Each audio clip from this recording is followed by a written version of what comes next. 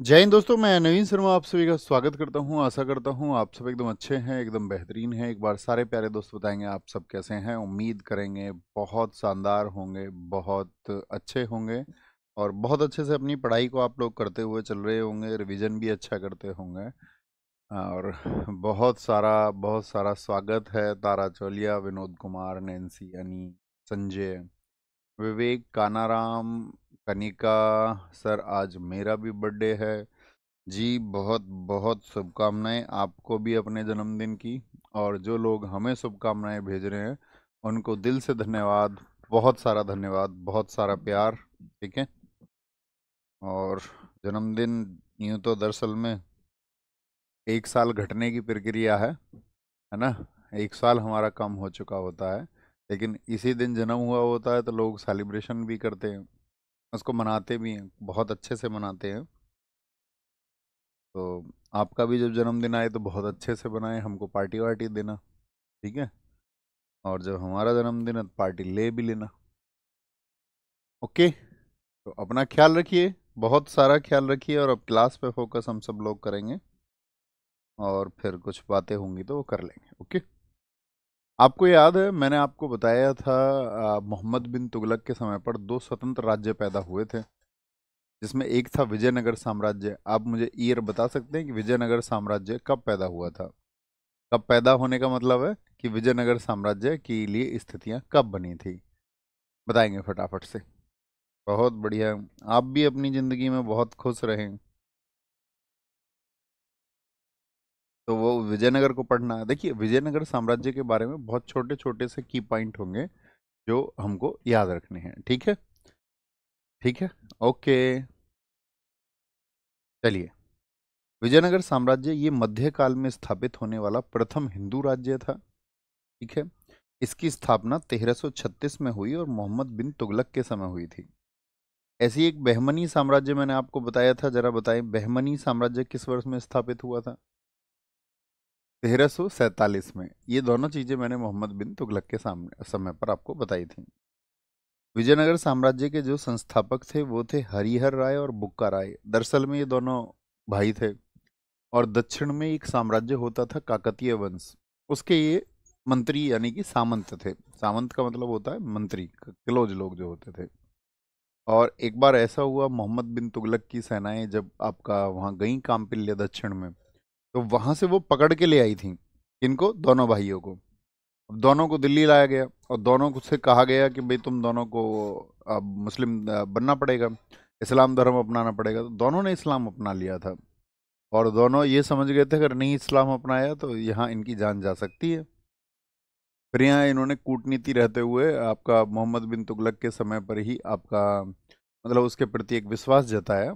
और मोहम्मद बिन तुगलक को इनके ऊपर इतना विश्वास हो गया था कि दक्षिण में काम्पिल्य का जब दूसरा अभियान हुआ तो इन दोनों भाइयों को ही भेज दिया कि ये मेरे विश्वास पात्र है ना, मेरे विश्वास पात्र है। और मेरे विश्वास पात्र हैं तो जाकर के ये मेरा भरोसा नहीं तोड़ेंगे। और जब ये वापस जाते हैं, वापस जाते ही क्या होता है आपका, वापस जाते ही दोनों के दोनों अपने गुरुजी से मिलते हैं और वापस जाके ये बोल देते हैं कि भाई अब हम आपका मुसलमान नहीं रहेंगे और अब हम एक स्वतंत्र राज्य की स्थापना कर रहे हैं उस क्षेत्र को जीत करके। यानी कि दिल्ली गए, दिल्ली धर्म बदल लिया इन्होंने, स्थितियां ऐसी थी। लेकिन जैसे ही मौका मिला वापसी की और अपने क्षेत्र को उसको अपने अधीन कर लिया। ठीक है। बहुत थैंक यू ओम प्रकाश। बहुत बढ़िया। निधि बहुत सही। अतुल भोकाल, अंजलि तिवारी। चलो।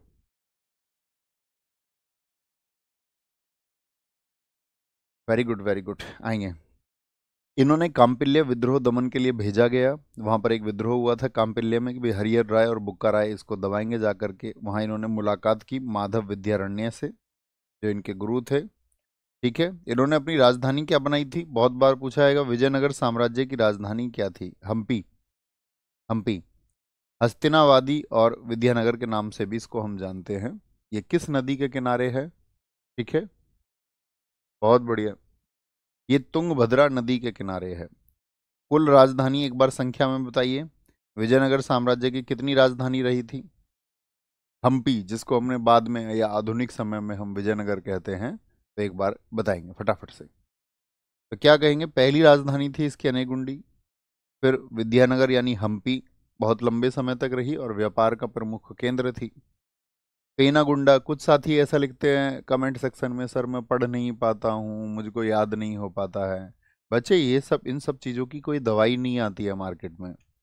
अगर आप सोचते हैं किसी के पास इसकी दवाई है, या मैं आपको उलझा करके कुछ बताने लग जाऊं टिप्स इसके लिए कि आपको पढ़ाई नहीं आती है तो पढ़ाई कैसे करें, आपको याद नहीं होता है तो याद कैसे करें, ये सब कोई औषधियाँ बाजार में नहीं मिलती हैं। इसके लिए ज़रूरत होती है एक हौसले की और खुद पर विश्वास की।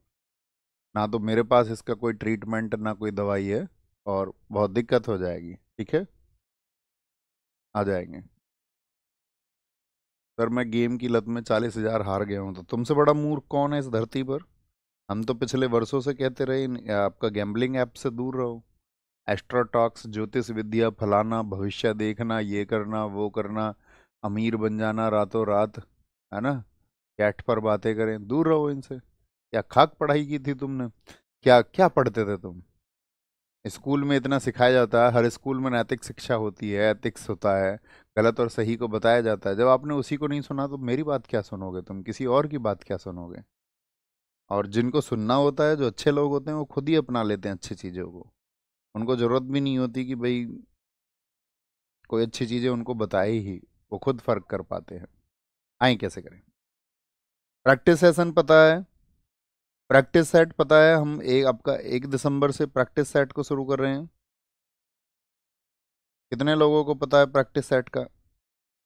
प्रैक्टिस सेट्स 1 दिसंबर से हम शुरू करेंगे, और टाइम होगा मॉर्निंग में 9 AM। 9 AM जीएस का प्रैक्टिस सेट होगा, और उसमें हम आपका 25 सेट करा रहे होंगे। जिन साथियों ने अभी 25 सेट के बारे में नहीं पता है, ये 25 सेट हम उनके लिए करा रहे थे जो कि आपका दिल्ली पुलिस का एग्ज़ाम देंगे, और साथ में एमटीएस का जिनका एग्ज़ाम होगा। दिल्ली पुलिस आपका प्राथमिकता, ठीक है, एमटीएस आपका प्राथमिकता, याद रख लेना इस बात को। ठीक है, दिल्ली पुलिस और MTS, most of the students का ये होगा ही, साथ में दिल्ली पुलिस का भी और एमटीएस का भी, ठीक है, ज़्यादातर का होगा। नहीं तो आपका सेम पैटर्न है, जीएस सेम ही है, एसएससी ही दोनों को कराता है। ठीक है, एडीक्यूटी बेस्ड इसको हम कराएंगे। विजयनगर साम्राज्य में 4 वंश हुए। कितने वंश हुए? 4 वंश हुए, जिसमें पहला है आपका संगम, सालुब, तुलुब और आपका अरावीडू। इसको बोलेंगे सस्ता। बोलो एक बार, एक दो बार बोलो, सस्ता। पहला जो वंश है विजयनगर साम्राज्य, पूरे साम्राज्य में 4 वंश हुए, संगम, सालुब, तुलुब और अरावीडू। ठीक है, 1336 से 1485 तक सर्वाधिक समय तक आपका संगम वंश रहा। अरे अब छोड़ दो हैप्पी बर्थडे लिखना, अब क्लास पे फोकस करो।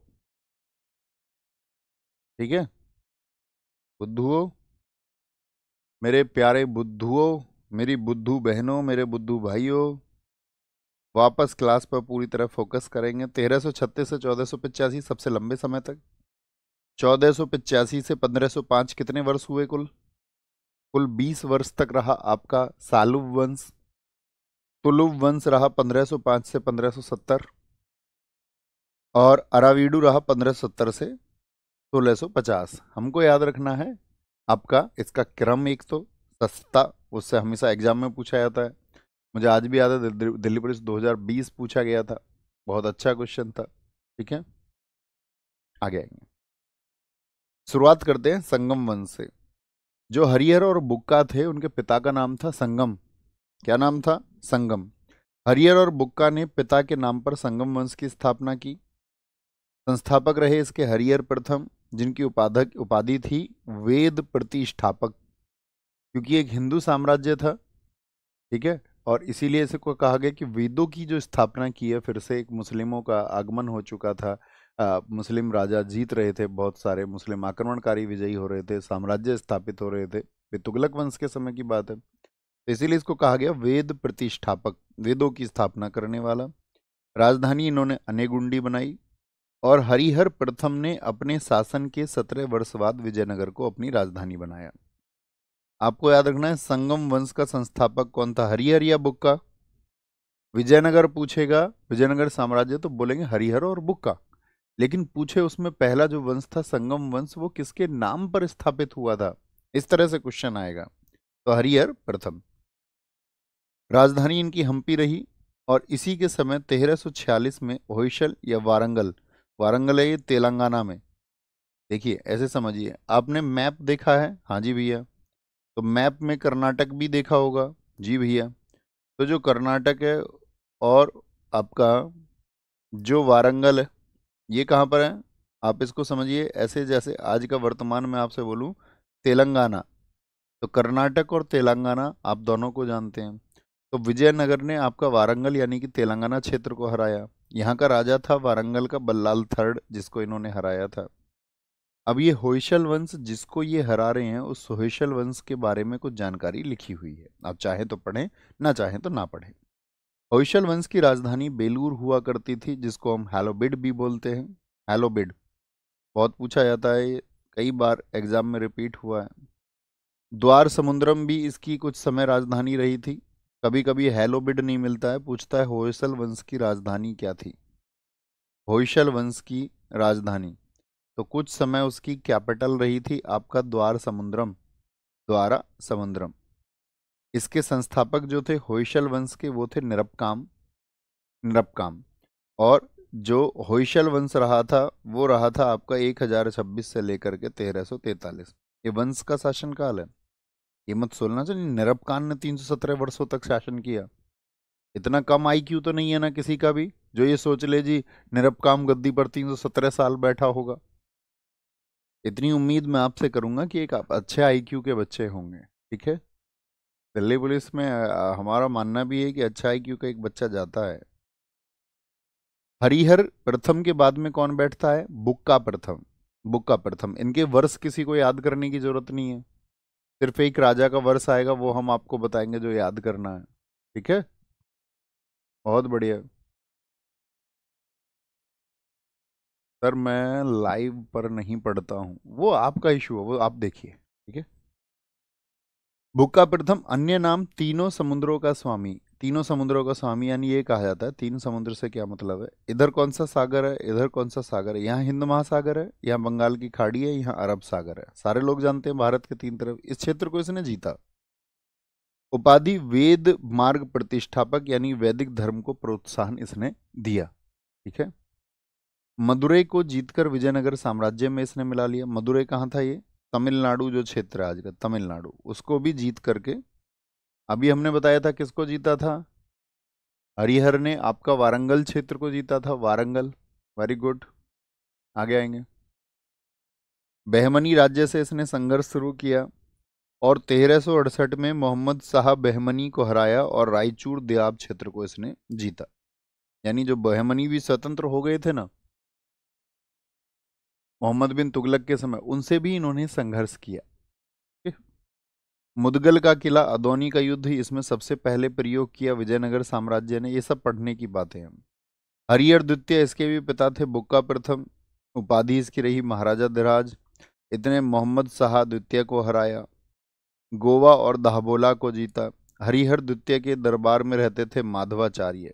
ये क्वेश्चन बहुत इंपॉर्टेंट है कि माधवाचार्य नाम के विद्वान दक्षिण में किस वंश से संबंध रखते थे। तो पहले तो आप बोलेंगे किससे संबंध रखते हैं, विजयनगर साम्राज्य से। विजयनगर साम्राज्य में भी किसके दरबार में थे, हरिहर द्वितीय के दरबार में। यह बहुत बार पूछा जाता है, सुदर्शन संग्रह बुक को किसने लिखा है, तो किसने लिखा है, किसने लिखा है बताएंगे, माधवाचार्य ने लिखा है। विरूपाक्षिक शासक हुए, नहीं पढ़ना है। बुक्का द्वितीय एक शासक हुए, 1405 से 1406 एक साल रहे। देवराय प्रथम एक शासक हुए, 1406 से 1422। ये व्यक्ति फिरोज शाह बहमनी से हार गया सोनार की बेटी के युद्ध में। बाद में इसने तेलंगाना क्षेत्र से मदद ली और फिरोज शाह बहमनी, जो कि बहमनी वंश का एक शासक था, उसको हराया। इसके टाइम पर इटली से निकोलस कोंटी आया। निकोलस कोंटी कौन है, एक विदेशी यात्री है, एक फॉरेन ट्रेवलर है, विदेशी यात्री। और याद रख लेना, दिल्ली पुलिस के सेगमेंट में कोई भी विदेशी यात्री यदि आया है तो वहां से क्वेश्चन हमेशा एक पूछे जाने के चांसेस होते हैं। सबसे ज़्यादा तो दिल्ली पुलिस आपका इब्न बतूता को रिपीट करती है। एक बार फिर से आंसर करें मुझे। इब्न बतूता, क्वेश्चन पूछते हैं हम आपसे, इब्न बतूता किस देश से आया था? परफेक्ट सा आंसर आना चाहिए सारी क्लास का, मजा आ जाएगा। मुझे लगेगा कि हाँ मैं जीवित बच्चों को पढ़ा रहा हूँ, है ना जो जिंदा हैं। इन्हीं के समय पर श्रीनाथ नाम का एक विद्वान रहता था। हरविलास इसकी रचना का नाम है, देवराय प्रथम की। तुंगभद्रा नदी पर इन्होंने एक बांध बनवाया था, नहरें निकलवाई। जैसे उत्तर में आपका नहरें किसने लिखवाई निकलवाई थी, तो आप कहोगे भैया फिरोज शाह तुगलक ने निकलवाई थी, फिरोज शाह तुगलक ने। सर मैंने नायक 2.0 प्रैक्टिस सेट कर लिया था। अगर आप नायक 2.0 कर चुके हैं तो ये 25 सेट जो दिल्ली पुलिस के होंगे इनको भी आप करना जरूर, है ना।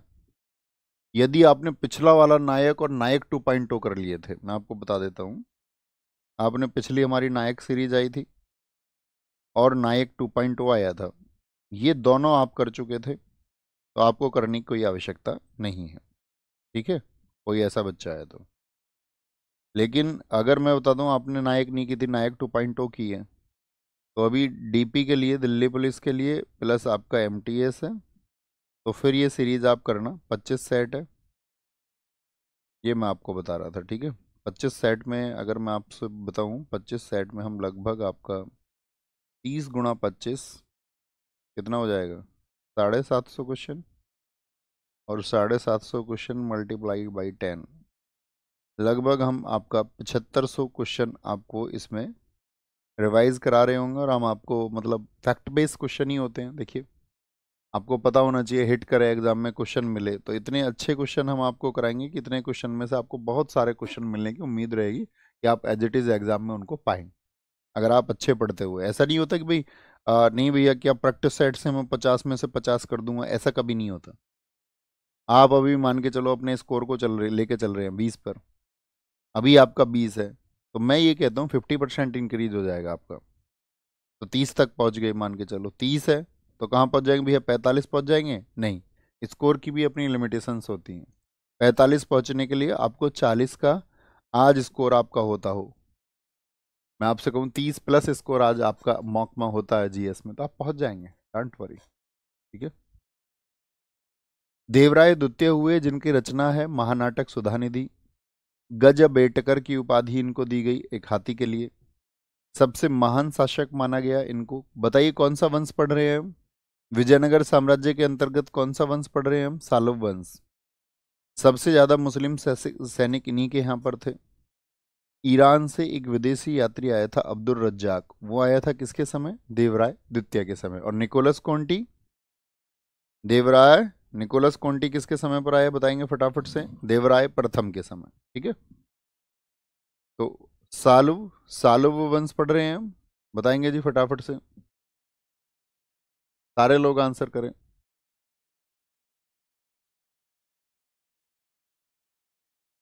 बहुत बढ़िया।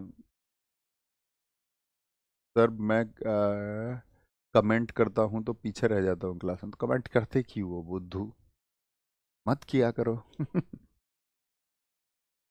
तुम्हारी तो एक क्लास ना अलग से चलनी चाहिए, एक क्लास में अलग करा के तुमको उसमें बताना चाहिए तुमको क्या करना है और क्या नहीं करना है।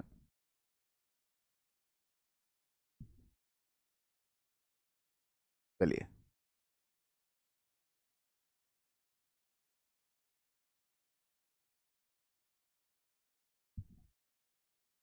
बहुत सही बहुत सही। संगम वंश, बोलिए फटाफट से, एक बार रिवाइज करिए इसको जो पढ़ा है अभी आपने, एक बार फटाफट से रिवाइज करिए और आंसर करिए। आंसर करिए, कोई क्वेश्चन पूछे, कोई क्वेश्चन है तो आपका। भैया इब्न बतूता मोरक, कहाँ से? मोरक्को से, मूर देश से आया था। गुंजन का आंसर है, एकदम ठीक है। गुंजन दीदी एकदम ठीक आंसर है।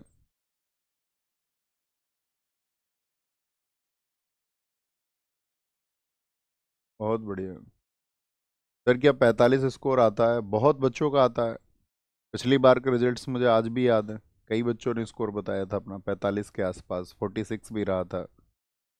निशांत था वो लड़का, पिछली बार रैंक 1 थी उसका, 46 47 के आसपास स्कोर था ना।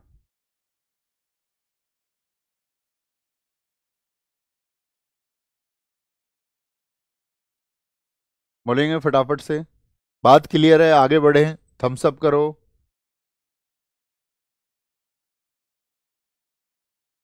1333 में आया, बहुत बढ़िया। मोरक्को की राजधानी रबात है। देखिए कुछ बच्चे खुद को कंटेंट से इतना रिलेट करके रखते हैं हमेशा, और ऐसे स्टूडेंट्स ही कम्पिटिटिव एग्जाम में स्टूडेंट होने लायक स्थिति में होते हैं कि उनके दिमाग में आया मोरक्को, तो तुरंत सोचा राजधानी क्या है।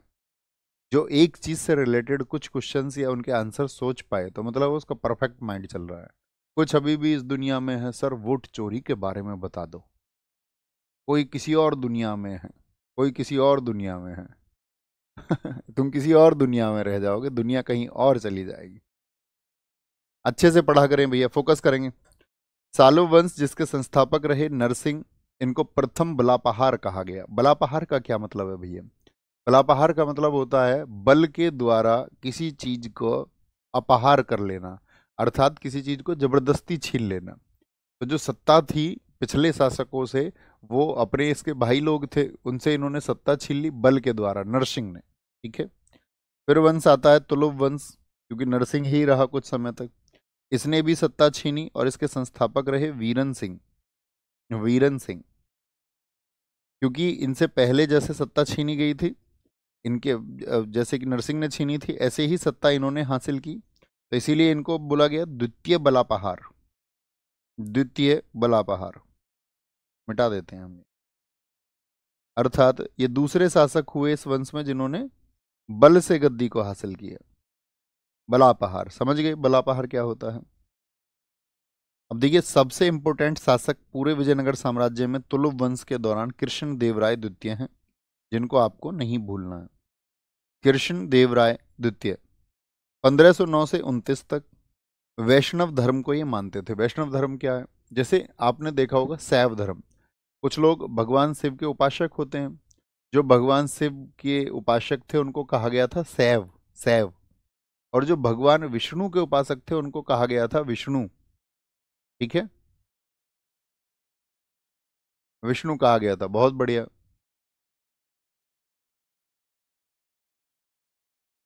बहुत बढ़िया गुलशन, तुम चाय पियो, खूब चाय पियो। दिन में तुम्हें कम से कम 20-30 बार चाय मिले। वैष्णव धर्म का अनुयायी विजयनगर साम्राज्य के महानतम शासक थे ये। इनकी उपाधि है अभिनव भोज, आंध्र पितामह है, और आंध्र भोज, आंध्र भोज। इनके समय को तेलुगु साहित्य का स्वर्णकाल कहा जाता है। बहुत इंपॉर्टेंट, तेलुगु साहित्य यानी तेलुगु साहित्य को जो फलने और फूलने का मौका मिला। साहित्य मतलब तेलुगु में जब रचनाएं हुई, जब तेलुगु भाषा में पुस्तकें लिखी, तो तेलुगु कवियों को, तेलुगु लेखकों को जो संरक्षण दिया था वो सबसे ज्यादा कृष्णदेवराय द्वितीय ने दिया था। अरे यार तुम्हें गिफ्ट विफ्ट भेजने चाहिए थे मेरे लिए। हैप्पी बर्थडे, सूखा सूखा हैप्पी बर्थडे लिख रहे हो।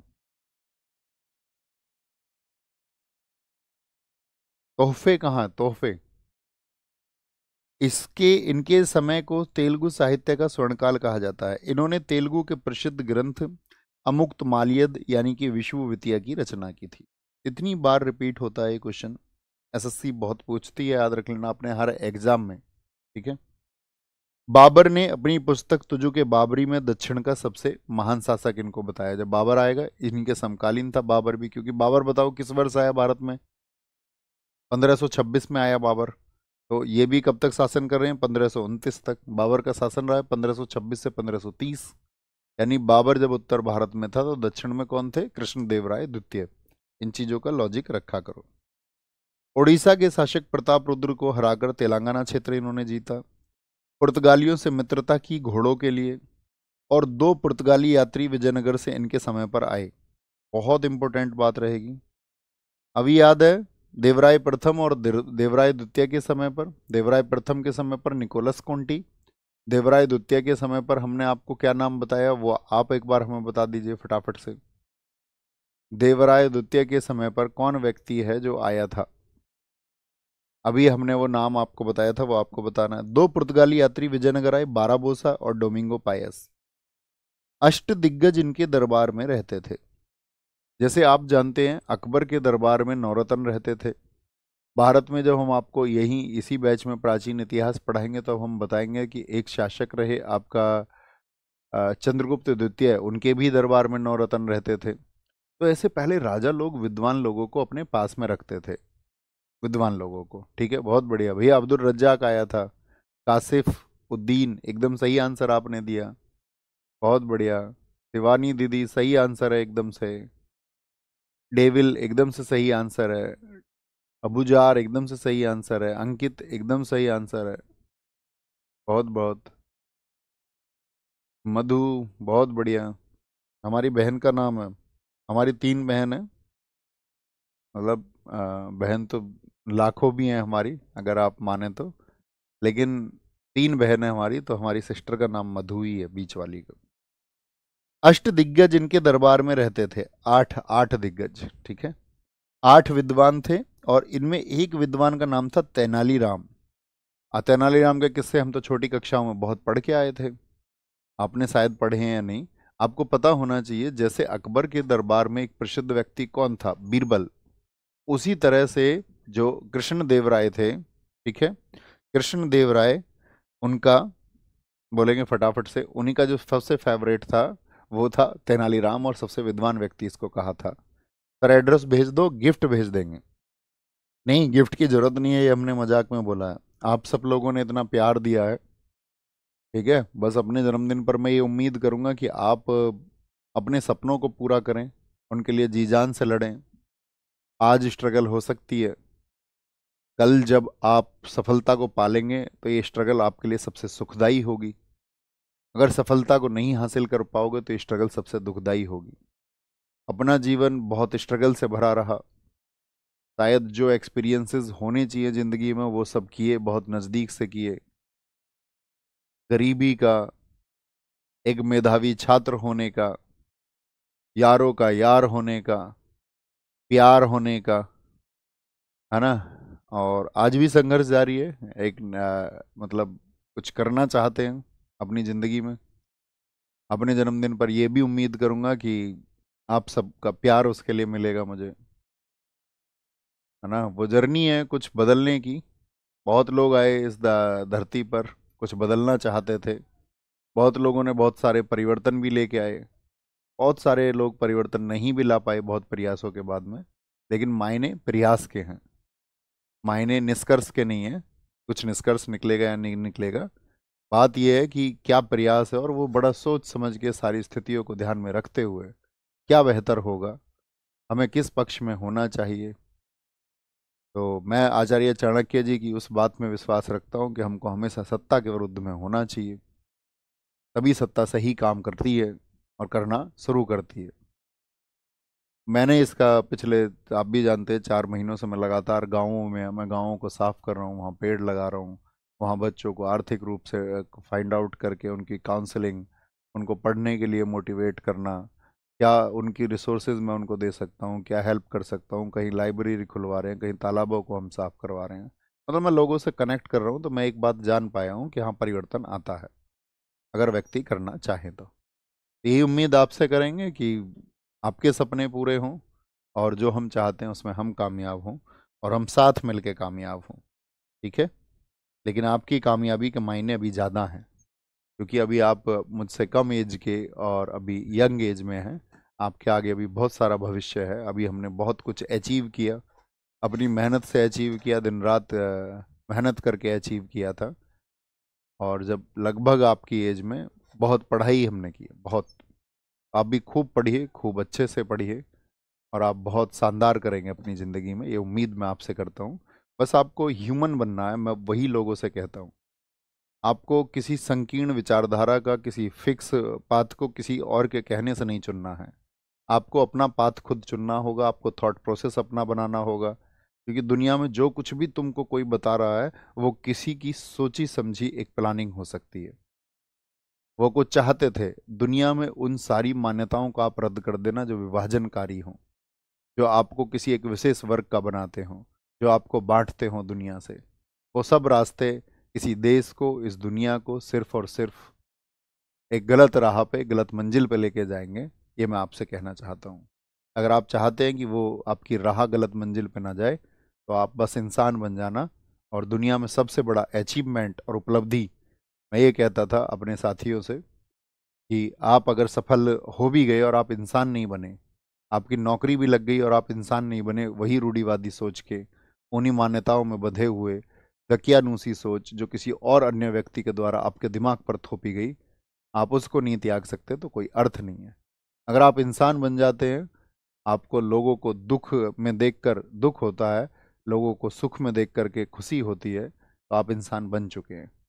जब आप कोई पैमाना नहीं लगाते दुख और सुख का, जब किसी गरीब को देख करके आपको दया आएगी और हमेशा दया आएगी, जब आप ये नहीं सोचेंगे नहीं ये हिंदू है, ये मुसलमान है, ये सिख है, ये ईसाई है, ठीक है, ये जैसा भी है, उस पर जब आप टिप्पणियां नहीं करेंगे, जब आप गलत नहीं सोचेंगे, तो आप बेहतर हो चुके हैं।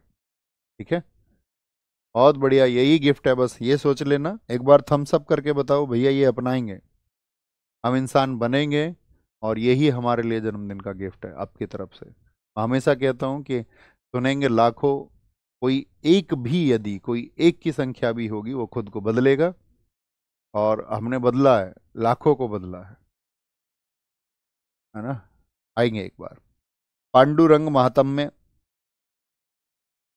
क्या बोलोगे? पेद्दन और नदी तिम्न, ये बुक हैं, किसकी हैं? आपका पांडुरंग महात्म्य, ये बुक है तेनालीराम की। और ये पेंदन, पेंदन बुक मत समझ लेना भैया, पेंदन एक व्यक्ति थे जो विद्वान व्यक्ति थे, ठीक है। ये भी दरबार में रहते थे, आपका किसके दरबार में बोलेंगे? कृष्णदेव राय द्वितीय के दरबार में रहते थे। निर्माण कार्य, नागलपुर शहर बसाया इन्होंने, हजारा मंदिर बनाया भगवान राम को समर्पित, विठल स्वामी मंदिर भगवान कृष्ण को समर्पित इन्होंने बनवाया। एक शासक आए, अच्युदेव राय, 1529 से 42 रहे। भाई 1509 से 29 कौन है? कृष्णदेव राय द्वितीय है। हाँ, मैंने एक चीज बतानी भूल गया आपको, मैंने ये कहा था ना आपसे एक शासनकाल याद रखना, तो ये शासनकाल याद रखना है आपको, ठीक है बॉस? ठीक है, okay okay okay, very good. Sadashiv Rai, लेकिन वास्तविक शक्ति रामा राय जो 70 वर्ष के थे, इनके हाथों में थी। सदाशिव राय के ऐसे समझिए मंत्री थे या सेनापति थे। विजयनगर साम्राज्य के पतन का कारण जो व्यक्ति रहा वो सदाशिव राय रहा। विलासी शासक था, बस उसको सुख चाहिए था। इसी के समय पर तालीकोटा का युद्ध हुआ। दिल्ली पुलिस बहुत बार रिपीट करती है, एसएससी बहुत पूछता है। इसको बोलते हैं 23 जनवरी 1565 में ये हुआ तालीकोटा का युद्ध, जिसको हम क्या बोलते हैं? राक्षसी तांगड़ी का युद्ध भी बोलते हैं।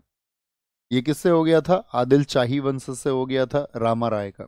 रामा राय नाम क्यों लिख रहे हैं हम? क्योंकि वास्तविक शक्ति किसके पास थी? रामा राय के पास में वास्तविक शक्ति थी, ठीक है, रामा राय के पास में।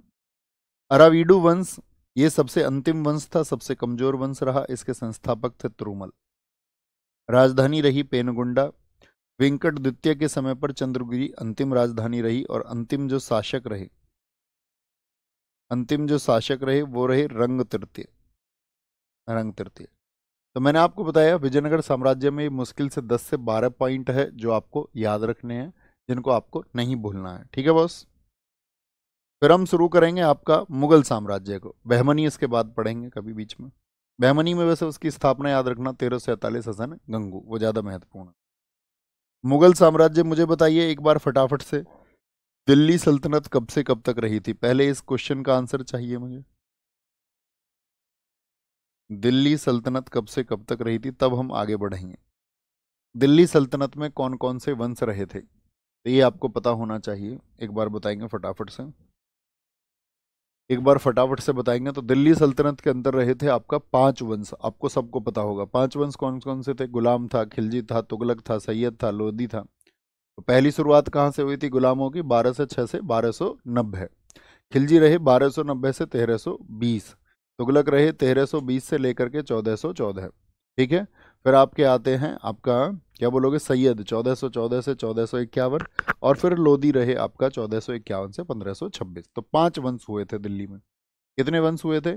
5 वंश हुए थे भैया, 5 वंश, ठीक है। तो दिल्ली सल्तनत कहेंगे कुल मिलाकर 1206 से 1526 तक रही। तो कुल कितने वर्षों तक? 320 वर्षों का शासन रहा, 320 वर्षों का, ठीक है। इसके बाद में आपको पता होगा जब अंतिम वंश था वो कौन सा था? लोधी वंश। और लोधी वंश को जो शासक था अंतिम, इब्राहिम लोधी, जो 1517 से 1526 था, उसको किसने हराया आकर के? बाबर। तो बाबर बाहर से आया, संघर्ष करता हुआ बाबर आया भारत में। तो मुगलों के बारे में जानिए। मुगल जो 1526 से 1857 तक रहे, कुल कितने वर्ष हो गए 1526 से 1857, बताइए फटाफट से। आप कहेंगे भैया ये टोटल हो गए हमारा कुल मिलाकर के 331 वर्ष। कितना? 331 वर्ष। ठीक है। और इन 331 वर्षों में बीच में क्या हो जाता है, सूर्य वंश आ जाएगा 15 सालों के लिए। तो उन 15 सालों को काउंट मत करो, 15 वर्ष इसमें से घटा दो, तो कितने बचे? 316 साल। यानी मुगलों का जो शासन रहा वो कितने वर्ष रहा है? मुगलों का जो शासन रहा वो कितने वर्ष रहा है? तो आप कहेंगे 316 वर्ष रहा है। 316 वर्ष कितना रहा, बताएं फटाफट से। 316 वर्ष रहा। मुगल साम्राज्य के जो संस्थापक है वो बाबर है। बाबर का जन्म 1483 में हुआ, वैलेंटाइन डे के दिन। अन्य नाम इसका जहीरुद्दीन बाबर था। परगना उज्बेकिस्तान में ये पैदा हुआ। इसके पिता का नाम उमर शेख मिर्जा था, जिसकी मृत्यु हो गई थी 1494 में। यानी कि अपने पिता की मृत्यु के समय 11 वर्ष 4 माह का था और साम्राज्य के लिए इसने लड़ना शुरू कर दिया था। और आज अभी भी आप उम्र के लिए बहाना बना रहे हैं। उद्देश्य था इसका समरकंद हिस्से को पाना, जो इसके पिता का सपना भी था। पहला प्रयास इसने उसके लिए 1494 में किया, असफल रहा। आप योजना बनाएंगे, आप लक्ष्य बनाएंगे, आप असफल होंगे, लेकिन हमारी यात्रा बंद नहीं होनी चाहिए। दूसरा प्रयास इसने 1497 में किया, समरकंद को इसने जीत लिया, लेकिन कुछ दिन बाद समरकंद इसके हाथों से चला गया। तीसरा प्रयास 1501 में किया। ठीक है, समरकंद को इसने अंतिम रूप से जीत लिया था। अपने पिता की तरफ से इसकी पांचवी पीढ़ी जो थी तैमूर लंग से संबंधित थी। बताइए, तैमूर लंग याद है, जो 1398 में भारत आया था, यानी उसकी पांचवी पीढ़ी है ये। फिर भाई एक पीढ़ी होती है ना, लगभग 100 बोलते हैं, लगभग एक 20-30 साल में एक पीढ़ी आ जाती है अगली। तुम्हारी शादी हो जाएगी मान के चलो 20 की उम्र में, 25 की उम्र में, 30 की उम्र में, तो कभी भी हो सकती हो। तुम तय करोगे? नहीं, तुम तय कैसे कर लोगे? तुम तय नहीं करोगे। मतलब जो भी है XYZ कंडीशन, ठीक है, करना चाहिए, वैसे पता होना चाहिए। पिता की तरफ से पांचवी पीढ़ी, माता की तरफ से 14वीं पीढ़ी। आपको याद है इल्तुतमिश के समय पर इल्तुतमिश ने एक जलालुद्दीन मकबरनी आया, उसकी हत्या करके किस तरह भारत पर होने वाले चंगेज खान के आक्रमण को टाल दिया था। ठीक है। तो माता की तरफ से ये 14वीं पीढ़ी है, तो वो तो 1221 में था चंगेज खान, तो भैया बहुत समय हो गया। ठीक है, बहुत बढ़िया, बहुत शानदार, बहुत शानदार, वेरी गुड। सुरेंद्र जी, कुणाल बहुत थैंक यू, मोनिका बहुत थैंक यू, अनमोल मावी जी बहुत शानदार। क्लास के नोट्स प्रोफाइल नहीं हो रहा है सर। प्रोफाइल मतलब? नहीं, वो तो दिखना चाहिए यार, सोन हो रहा होगा, प्रोफाइल नहीं हो रहा है क्या मतलब? सर मैंने आज तक हिस्ट्री नहीं पढ़ी, भैया पढ़ लो। क्वेश्चन पूछे जाएंगे एग्जाम में। आपसे पहले क्या तुम डेटा साइंस पढ़ रहे थे? नासा के लिए काम कर रहे थे तुम? इसरो में काम कर रहे थे? क्या कर रहे थे? ये बताओ क्या कर रहे थे? चलिए आई, मेरी बातों को बुरा नहीं मानना है ना। थोड़ा लाइट में, जैसे घर की जैसी फीलिंग में रहा करो। घर में पढ़ाई चल रही है और सीरियस होके भी पढ़ना है थोड़ा सा, है ना। आएंगे। 1504 में इसने काबुल पर आक्रमण किया था। काबुल यानी कि आज का जो अफगानिस्तान है। ठीक है, अफगानिस्तान है, उस क्षेत्र पर इसने, यानी भारत की तरफ बढ़ रहा और खुद को पादशाह की उपाधि धारण करता है। बाबर का भारत क्षेत्र पर जो पहला आक्रमण हुआ वो यूसुफ जई जाति पर हुआ। यहाँ इसने बाजौर क्षेत्र को, बहरा, इन क्षेत्रों को जीता। ठीक है, सिंध क्षेत्र की तरफ आके, जहाँ आज पाकिस्तान है वहाँ 1519 में इसने पेशावर को जीता। तीसरा इसका हुआ सियालकोट में, 1520 में उसको जीता। लाहौर क्षेत्र जो आज पाकिस्तान वाला, 1524 में जीता।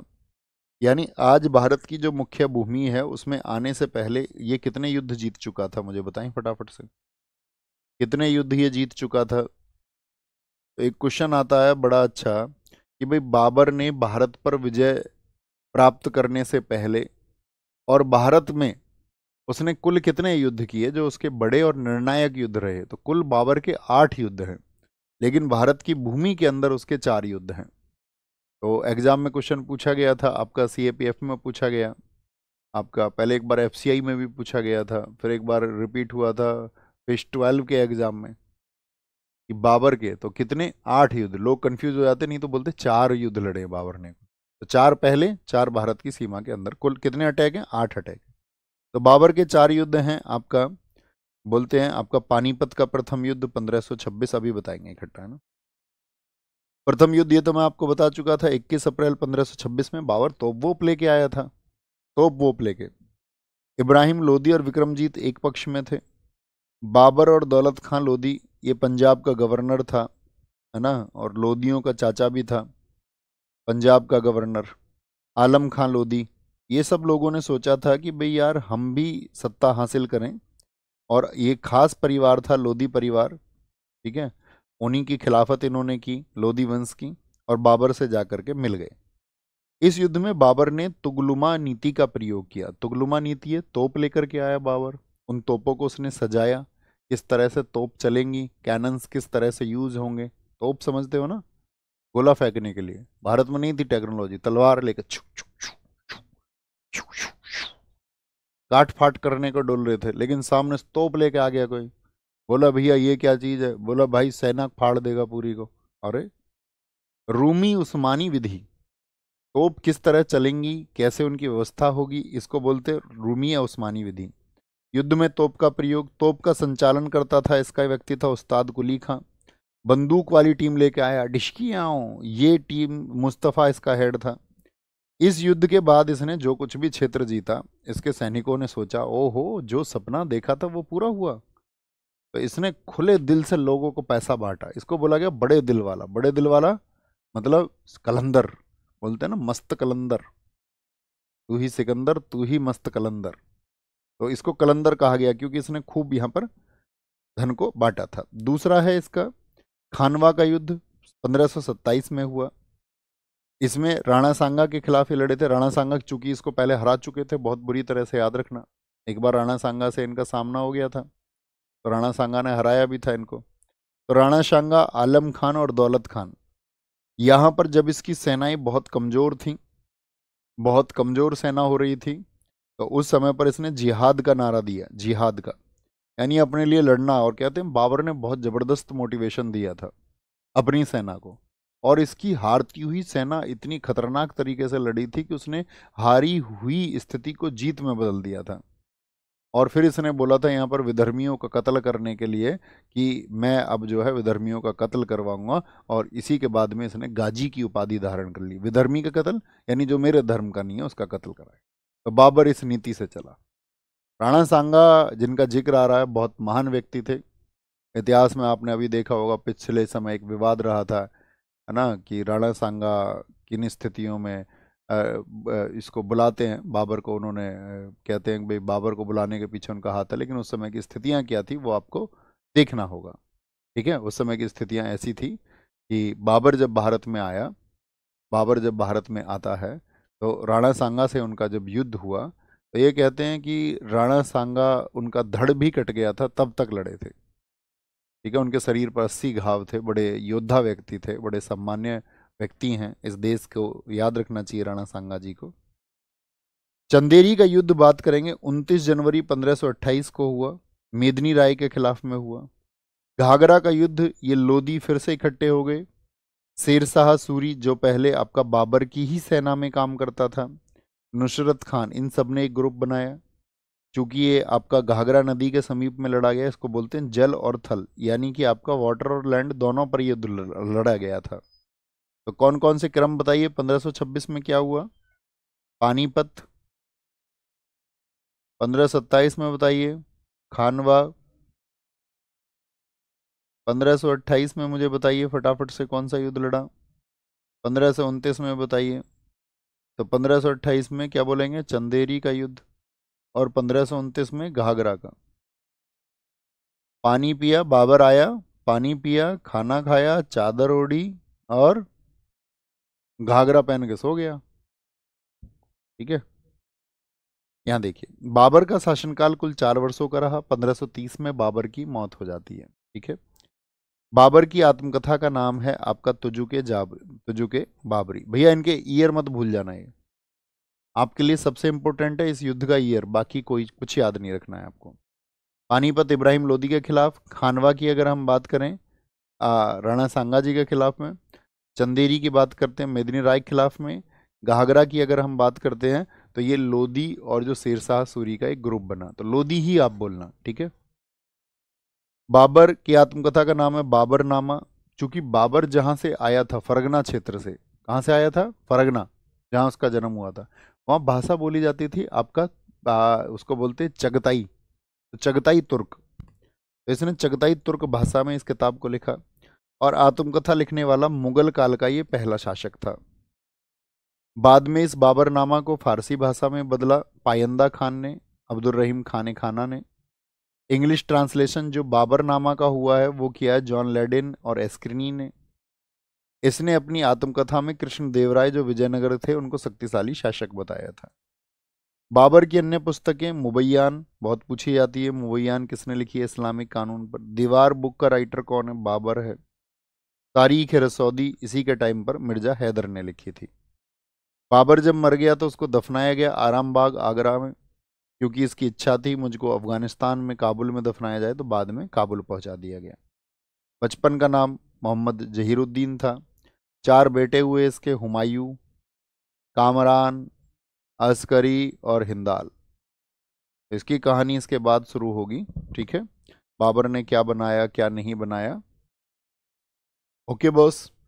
तो बाबर द्वारा बनाई गई कुछ चीजें हैं, जैसे काबुली बाग मस्जिद जो पानीपत हरियाणा में है, कहाँ पर, किसने बनाई, बाबर ने बनाई। जामा मस्जिद संभल वाली किसने बनाई थी, संभल वाली, ये बहुत पूछी जाती है। इसको कई बार जामी मस्जिद के नाम से भी जाना जाता है, जामी। जामी मस्जिद किसने बनाई, संभल में, संभल में, तो वो बनाई आपका बाबर ने।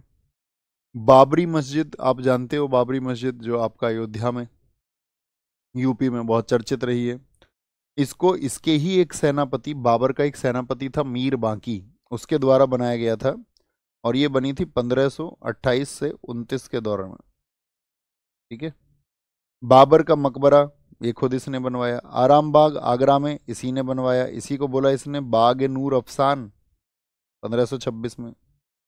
इसके बाद में कितने बेटे थे इसके, 4, हुमायूं, कामरान, अस्करी और हिंदाल, ठीक है।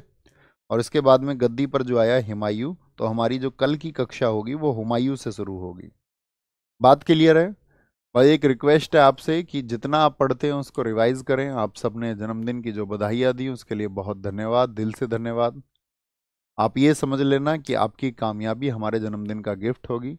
जिस दिन आप आए कामयाब होकर के, अभी लिखिए सामने डेस्क पे, कामयाब होके भैया को जन्मदिन का गिफ्ट दूंगा।